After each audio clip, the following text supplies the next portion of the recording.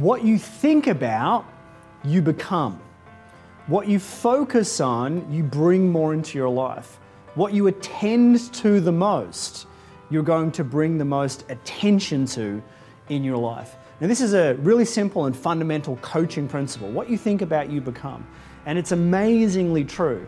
If you just take a moment to have a think about this principle, whatever you think about over and over and over and over and over again inside your life, you kind of bring into life. Now, some people call this manifestation, to manifest something. If you look that up and look up the word manifestation in the dictionary, it simply means to build something, to create something. Now, everything that we create initially starts with a thought, with an idea. And learning how to control what we think about, or even more importantly, learning to allow a thought to come into our mind and learning which thoughts we're going to pay the most attention to, or which thoughts we're going to action in our life, is amazingly important. So in this small video, I want to share with you a couple of practical tips that you can take away straight away. First of all, not everything that you think is useful. Sometimes you'll just have random thoughts that don't seem to make any sense, they're not that useful, and they're definitely thoughts that you shouldn't put into action. I'll give you an example. Have you ever heard a pop song on the radio and then caught yourself, you don't even like the pop song, but then you caught yourself hours later singing that pop song inside your head? That's what I would say is a useless thought. That's not feedback that you really should go to that person's concert. That's just the random nature of your mind picking up on something and then repeating it to you. Now, imagine what happens when you consistently watch negativity on the news all the time, if that's something that you're always plugging into. Or imagine what happens if you're maybe not being very discerning about what type of information that you're taking in on the radio or on television, and it's negative and it's judgmental.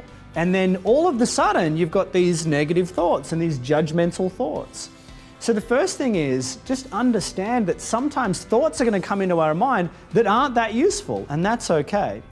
The second thing is this: whatever you give more energy to grows. Whatever you resist tends to persist because we're giving it more energy. And whatever we just kind of allow and say, okay, and we don't give it much airtime, we don't give it much focus, it kind of diminishes, it kind of dies off. The basic principle of mindfulness is simply to watch our thoughts and not give them too much energy. And there's a lot of wisdom in that. To simply have an idea pop into your mind that's not that useful. For example, the idea could be, I should hold myself back and not take action on my goal. And now logically you think, well, that's not a good idea. But then you might start thinking, why am I thinking that thought? And if you give it more attention, if you give it more energy, the thought actually grows and expands. But if you just allow that thought and you go, well, that's interesting, probably a little bit silly, not something that I'm actually going to do, then you just let it go by like a cloud in the sky. It doesn't really have much power over you anymore because it's not as meaningful. Yeah, there it goes. There's another really unuseful thought. And then we can change our focus and we can put our focus on something more powerful. And so the third principle is education. What are you plugging into on a regular basis that is feeding your brain?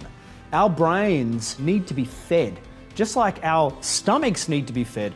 If you go a day without eating, you'll most likely start to feel a little bit irritable, you'll feel a little bit tired, right? And the longer you go, the worse those effects are going to come. It's the same in our brain. Some people go years without feeding their brain.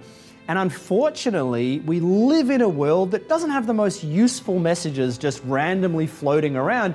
You tend to have to go looking for them. You have to look for positivity. For example, if you go and you watch the news, it's 90% negative, 10% positive, and the positive's usually just about sport.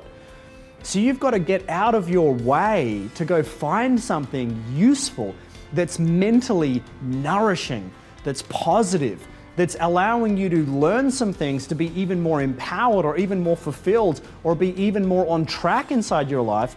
You've got to go searching for it. And then when we feed that to our brains, that becomes what we focus on, and then that becomes what we get. Whatever we focus on is what we get. Whatever we think about is what we become.